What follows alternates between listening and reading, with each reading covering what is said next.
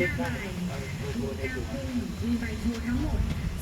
21,915 ใบซึ่งเท่ากับจำนวนวันที่พระองค์ทรงครองราชย์ได้ครบ 60 ปี ในปี 2549 นอกจากนี้ยังมีภาพจิตรกรรมฝาผนังลงรักปิดทองกำมะลอซึ่งเป็นภาพเสด็จทรงงานตามพื้นที่ต่างๆในทุกภูมิภาคของประเทศไทยค่ะด้านหน้าสองเนินได้อย่างชัดเจนสร้างขึ้นเพื่อถวายพระพรแด่ในหลวงรัชกาลที่ 9 เนื่องจากเชื่อกันว่าเต่าเป็นสัตว์ที่มีอายุยืนค่ะขวามือคือลานเวทีวัฒนธรรมบริเวณนี้เปิดให้เช่าพื้นที่ในการทำกิจกรรมต่างๆ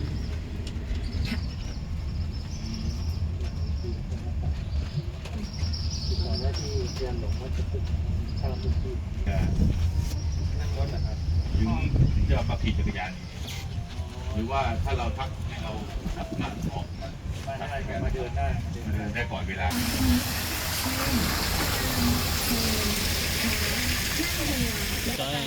ตรงทางตรงเราตามแบบนี้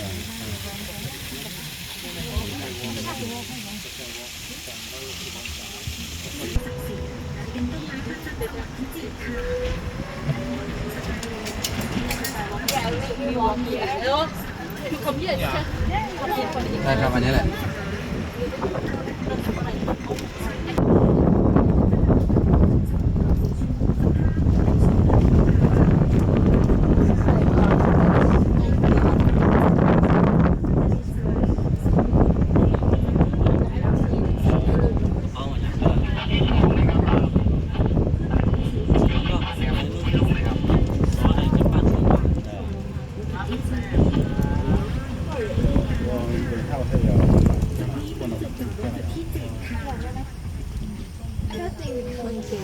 3 อย่างประโยชน์ 4 อย่างได้แก่ป่าเศรษฐกิจป่ากินได้ป่าใช้สอยและได้ประโยชน์ในการอนุรักษ์ดินและน้ำค่ะซึ่งในหลวงรัชกาลที่ 9 มีแนวพระราชดำริให้ควรอยู่ร่วมกับป่าได้อย่างยั่งยืนกระต่ายสีขาว9 ตัวมาถึงนี่มันจบนี่เลยนะในหลวงรัชกาลที่ 9 ซึ่งต้องไปสุดในปีถอนหรือปีกระต่ายนั่นเองค่ะถัดลงมาคือสวนบัวราชินีแห่งไม้น้ำหลากหลายสายพันธุ์เช่นบัวผานบัวเผือกบัวพันธุ์บัวฝาดเป็นต้นค่ะไส้เงินมีการประเคนไม้ดอกเป็นบางฤดูกาลส่วนด้านบนปลูกต้นกระดูกแดงออกดอกในช่วงเดือนมกราคมถึงมีนาคมเมื่อออกดอกจะเป็นสีแดงทั้งต้นค่ะขวามือเป็นไม้สียอดลำต้นเหลืองสีเหลืองอมส้มที่มีสรรพคุณหลายอย่างมากมายและต้นชัยพฤกษ์ดอกสีชมพูเข้มหนึ่งใน9 ไม้มงคลซึ่งเป็นสัญลักษณ์แห่งชัยชนะนั่นเองค่ะด้านหน้าบ้านเรือนไทย4 ภาคด้านในสุดคือเรือนไทยภาคเหนือถัดมาเป็นเรือนไทยภาคอีสาน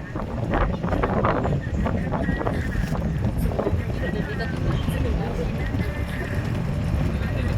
มีเรือนไทยเครื่องสักวัฒนธรรมที่สร้างเป็นคนไทยสมัยก่อนค่ะจุดนี้เป็นจุดจอดรถจุดที่ 8 ค่ะ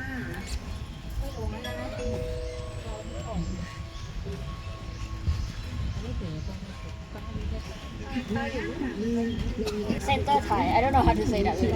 ให้สแกนเพื่อสืบค้นหาข้อมูลเพิ่มเติมค่ะ อีสานละ ต้นไม้ประจำจังหวัดเชียงใหม่คือต้นเขาวาวต้นไม้ประจำประเทศไทยและประจำในหลวงรัชกาลที่ 9 คือต้นราชพฤกษ์และต้นไม้ประจำในหลวงรัชกาลที่ 10 คือต้นบัวพึ่งค่ะสำหรับต้นไม้ที่ได้ขึ้นมาสู่ข้างทางนี้คือต้นมะกอกจะเป็นผู้หญิงและถูกใช้เป็นอาหา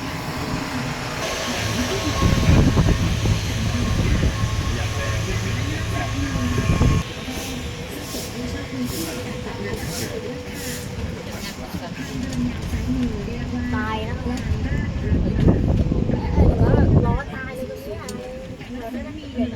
ยนนั่นเลยค่ะ ดูแล้วที่เทวดา60 องค์เป็นการสื่อถึง60 ปีแห่งการครองราชย์และแต่ละซุ้มจะเป็นภาพพระราชกรณียกิจของในหลวงรัชกาลที่ 9 และในหลวงรัชกาลที่ 10 รวมถึงพระราชดำรัสของในหลวงรัชกาลที่ 10 ที่จะสื่อสารรักษาและต่อยอดพระราชปณิธานของพระราชบิดาค่ะ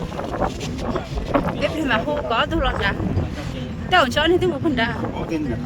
Được à? เฉลิมพระเกียรติสถานวิปัสสนากรรมฐาน ซึ่งได้มาจากการหล่อหลอมใบโพ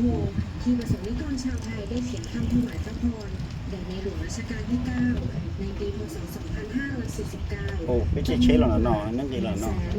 170,900 ก็ได้เป็นเช็ด ใบค่ะด้านหน้าองค์พระเป็นการจัดสวนสไตล์อังกฤษประดับตกแต่งด้วยดอกไม้นานาพันธุ์ด้านขวามือเป็นอาคารแสดงนิทรรศการ 236 ปีใต้ร่มพระบารมีจักรีวรรณนำเสนอเรื่องราวเมื่อครั้งศรีกรุงครั้งที่ 2 จนถึงยุคสมัยของราชวงศ์จักรีหรือยุครัตนโกสินทร์ในปัจจุบันนั่นเองค่ะถัดมาซ้ายมือคือศูนย์ร้านต้อนรับหากมองเข้าไปด้านในจะมีร้านกาแฟ HRDI ค่ะ แต่ร้านกาแฟเขาอยากได้ เมล็ดกาแฟจากจิตยอดดอยมาให้ทุกท่านได้ลิ้มลองค่ะ ไหนกาแฟเขาเปิดอยู่เหรอ